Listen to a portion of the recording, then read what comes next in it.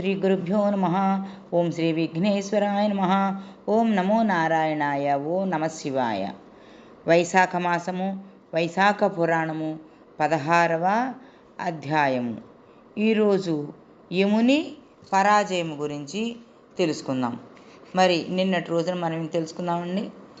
ఒక రాజ్యం మొత్తం ఆ రాజు ప్రకటనతోటి అందరూ వైశాఖ మాస వ్రతము అనే దాన్ని చక్కగా చేసుకొని అందరూ ఎవరు స్వర్గానికి లేదు, నరకానికి లేదు, డైరెక్ట్గా ఉన్న మోక్షాన్నే పొందారు అందరూ కూడాను. దీంతో ఈ విధంగా జరిగింది. అప్పుడు నారద మహర్షి లోకమునకు వెళ్ళను. యమలోక స్థితిని చూచెను. యమునితో ఇట్లనెను, యమధర్మరాజా, నీ లోకమున నరకబాధలు పడువారి రోదన ధ్వనులు వినిపింపవేంటి? చిత్రగుప్తుడును ప్రాణుల పాపముల లెక్కలను వ్రాయటమాని మునివలే మౌనంగా ఉన్నాడేమిటి? సహజముగా బహువిధ పాపములను చేయు మానవులు ఈ లోకమునకు రాకుండుటకు కారణమేమిటి అని ప్రశ్నించాను. యముడును దీనుడై ఇట్లనెను, నారద మహర్షి, భూలోకమున ఇక్ష్వాకు వంశము వాడైన కీర్తిమంతుడను రాజు మిక్కిలి విష్ణుభక్తుడు. అతడు ధర్మభేరిని మ్రోగించి తన ప్రజలందరినీ వైశాఖ వ్రతము అవలంబించినట్లు చేయుచున్నాడు. చేయని వారిని తీవ్రముగా శిక్షించుచున్నాడు. ఇందువలన ప్రతివారును భక్తి వలనో లేదా దండన భయం వలనో తప్పక వైశాఖ మాస వ్రతమును ధర్మములను ఆచరించుచు చేసిన పాపములన్నీ కూడా పోగొట్టుకొని విష్ణులోకమును చేరుచూ ఉన్నారు. ఇందువలన నరకమునకు వచ్చువారెవరునూ కూడా లేదు. ఈ కారణమున నరకమునకు వచ్చువారు లేక వైశాఖ స్నానాదుల మహిమల వలన శ్రీహరి లోకమునకే పోవుచూ ఉన్నారు. ఇందువలన నేను మ్రోడునై మానువలేనుంటిని. నాకు ఇట్టి స్థితి పోయి పూర్వపు స్థితి రావలను. అందులకై ఆ రాజుపై దండెత్తి వానిని చంపదలచితిని. యజమాని చెప్పిన పనిని చేయక అతడిచ్చు ద్రవ్యమును తీసుకొని ఊరక ఉండువాడు తప్పక నరకమునందును నేనును బ్రహ్మచే యమలోకమున పాపములను విచారించి శిక్షించుటకై నియమింపబడి ఇట్లు ఊరకుండా ఉండటం నాకు పాపమును కలిగించును. ఆ రాజును నేను చంపలేకపోయినచో బ్రహ్మ వద్దకు పోయి నేను చేయవలసిందేమి ఏమని అడుగుదును అని యమధర్మరాజు నారదునకు చెప్పాను. నారదుడు కూడా బాగున్నదని తన దారిన వెళ్ళను. యమధర్మరాజు తన వాహనమైన మహిషమునెక్కి భయంకరాకారముతో యమదండమును ధరించి భీకరులకు 50 కోట్ల యమభటులతో కీర్తిమంతుణ్ణి పట్టణమును ముట్టడించి శంఖమును ఊది వానిని యుద్ధమునకు పిలిచెను. కీర్తిమంతుడును వచ్చినవాడు యమధర్మరాజును తెలుసుకొని యుద్ధ సన్నద్ధుడై యమధర్మరాజుని ఎదిరించెను.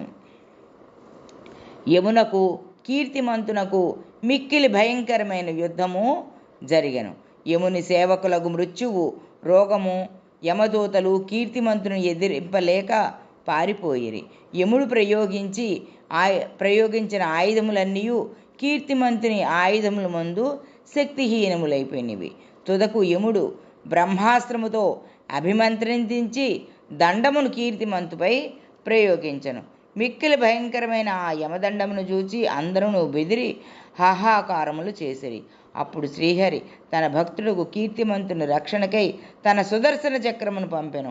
భయంకరమగు సుదర్శన చక్రము యమదండమును దానిలోని బ్రహ్మాస్త్రమును శక్తిహీనములను గావించి మరలించి యమునిపై మరలెను.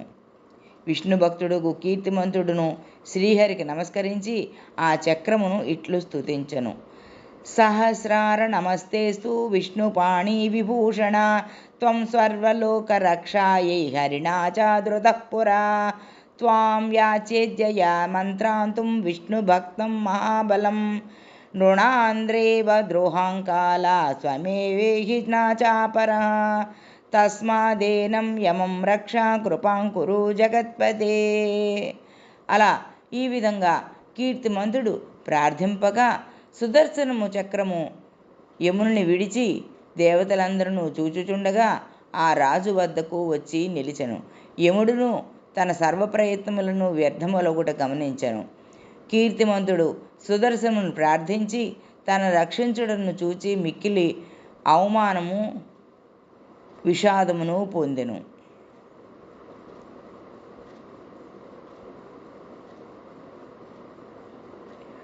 అతడు తల వంచుకొని సవిచారముగా బ్రహ్మ వద్దనకు పోయెను. ఆ సమయమున బ్రహ్మ సభదీర్చి ఉండెను.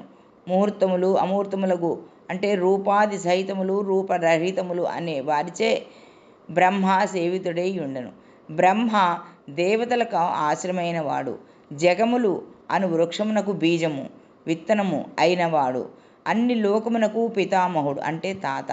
ఇట్టి బ్రహ్మను లోకపాలకులు దిక్పాలకులు రూపము గల ఇతిహాస పురాణాదులు వేదములు సముద్రములు నదీనదములు సరోవరములు అశ్వత్థాది మహావృక్షములు వాపీకోప తటాకములు పర్వతములు అహోరాత్రములు పక్షములు మాసములు సంవత్సరములు కళలు కాష్టములు నిమేషములు ఋతువులు అయినములు యుగములు సంకల్ప వికల్పములు నిమిషోన్మేషములు నక్షత్రములు యోగములు కరణములు పూర్ణిమలు అమావాస్యలు సుఖదుఖములు భయాభయములు లాభాలాభాలు జయాజయాపజయాలు సత్వరజస్తరము గణములు శాంత మూఢ అతిమూఢ అతి ఘోరావస్థలు వికారములు సహజములు వాయువులు శ్లేష వాత పిత్తములు వానితో కొలువు తీరిన బ్రహ్మను చూచిని. ఇవన్నీ పైన చెప్పబడిన దేవతారూపమునకు బ్రహ్మ కొలువులో సేవించుచూ ఉండేవారిని దేవతలని భావము. ఇట్టి దేవతలున్న కొలువులోనికి యముడు సిగ్గుతో కొత్త పెండ్లు కూతురు వలె తల వంచుకొని ప్రవేశించెను. ఇట్లు సిగ్గుతో తన వారందరితో వచ్చిన యమును చూచి సభలోని వారు క్షణమైనా తీరికయుండని ఇతడికెక్కడ ఎందులకొచ్చెను, తల వంచుకొని విషాదముగా ఉండడానికి కారణం ఏమిటని సభలోని వారు విస్మయపడిరి. ఇతడు వచ్చిన కారణం ఏమిటి? పాపపుణ్యములను తెలుపు పత్రము కొట్టివేతలతో ఉండుటమేమిటి అని ఇట్లు సభలో ఉన్న భూతములు దేవతలు ఆశ్చర్యపడుచుండగా యమధర్మరాజు బ్రహ్మ పాదములపై బడి దుఃఖించుచు రక్షింపుము రక్షింపుము అని ఏడ్చెను. స్వామి, నన్ను రక్షించు, నీవుండగా నేను పరాభవము పొందితిని. మానవుల పుణ్య పాపముల తెలుపుట పటమున పాపములను నేనే వ్రాయించి నేనే కొట్టివేయించవలసి వచ్చింది. నేను నిస్సహాయముగా నిర్వ్యాపారముగా చేతులు ముడుచుకొని ఉండవలసి వచ్చింది అని పలికి నిశ్చేష్టుడై ఉండెను. దీనిని చూచి సభలో గగ్గోలు బయలుదేరును. స్థావర జంగమ ప్రాణులన్నింటినీ ఏడ్పించు ఇతడే ఏడ్చుచున్నాడేమిటి? అయినను జనులను సంతాపపరచువాడు శుభమును పొందునా, చెడు చేసిన వాడు చెడును పొందక తప్పునా అని సభలోని వారు పలు విధములుగా తమలో తాము అనుకొనుచూ ఉన్నారు. అప్పుడు వాయువు సభలోని వారిని నిశ్శబ్దపరిచి బ్రహ్మపాదములపై వాలిన యమధర్మరాజును దీర్ఘములు దృఢములు అగు తన బాహువులతో పైకి లేవదీసెను. దుఃఖించుచున్న అతనిని ఆసనమును కూర్చుండబెట్టి ఊరడించెను. నిన్ను పరాభవించిన వారెవరు? నీ పనిని నిన్ను చేసుకొనకుండా అడ్డగించిన వారెవరు? ఈ పాప పట్టికను ఇట్లా తుడిచిన వారెవరు? వివరముగా చెప్పుము. నీవెందులకిలా వచ్చితివి? అందరము పరిపాలించు వారే నీకును నాకును ప్రభువు. భయము లేదు, చెప్పుము అని వాయువు అడుగగా యమధర్మరాజు అయ్యో అని దీనముగా పలుకుతూ ఈ విధముగా చెప్పుచూ ఉన్నాను. మరి ఇక దీని గురించి రేపటి రోజున తెలుసుకుందామండి. ఓం తత్సత్. సుగంధ ద్రవ్యములు కల తాంబూల దానము శరీర బాధలను పోగొట్టును, కీర్తిని ధైర్యమును సంపదను ఇచ్చును. శాస్త్ర శ్రవణము, తీర్థయాత్ర, సజ్జన సాంగత్యము, జలదానము, అన్నదానము, రావి చెట్టును నాటించుట, పుత్రుడు ఇవి సప్త సంతానములని పండితులు చెప్పుచూ ఉన్నారు. మజ్జిగను దానము చేసిన సర్వతాపములు తీరి విద్యాధనములను కలుగును. కాబట్టి ప్రతిరోజు తప్పనిసరిగా మీకు చేతనైన రోజు ఏదో ఒక రోజన్నా యథాశక్తి దానం చేసి విష్ణు సాన్నిధ్యాన్ని పొందండి. ఓం నమో నారాయణాయ. ఓం నమో నారాయణాయ.